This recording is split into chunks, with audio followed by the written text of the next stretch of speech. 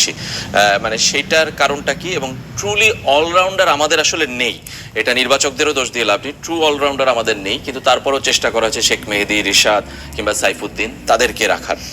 তারা আসলে অলরাউন্ডার না, তারা কোনো কোনো দিন ভালো করবেন, কোনো কোনো দিন হয়তো কিছু রান করবেন, কিন্তু তাদেরকে অলরাউন্ডার বললে আসলে ক্রিকেটের এই অলরাউন্ডার প্রজাতিটার প্রতি এক ধরনের অপমান করা হয়। এটা আমি দায়িত্ব নিয়ে বলছি এবং তাদের প্রতি শ্রদ্ধা সম্মান রেখেই বলছি যে ভাই সেটা তো আসলে হতেই পারে। ভাই আমাদের আবুল হাসান রাজুও তো টেস্টে হচ্ছে গিয়ে সেঞ্চুরি করে ফেলেছেন 10 নম্বর নেমে, তো আমি কি এখন রাজুকে অলরাউন্ডার বলবো?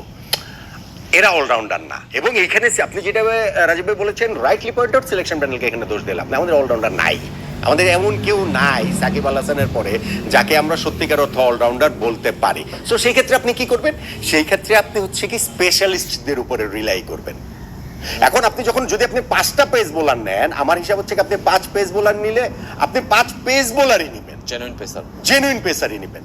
আপনি 5 পেস বোলারের মধ্যে আপনি যদি হিসাবে রাখেন যে না আমি জেনুইন পেসার হিসাবে যদি নেই তাহলে অন্য কাউকে নিতে পারবো, কিন্তু যেহেতু সাইফুদ্দিন একটু টুকটাক ব্যাটিং পারেন অতএব তাকে আমরা নিয়ে নেই। এই টুকটাক দিয়ে আপনি ওয়ার্ল্ড কাপের মতো স্টেজে কি করবেন আমাকে বলেন তো দেখি।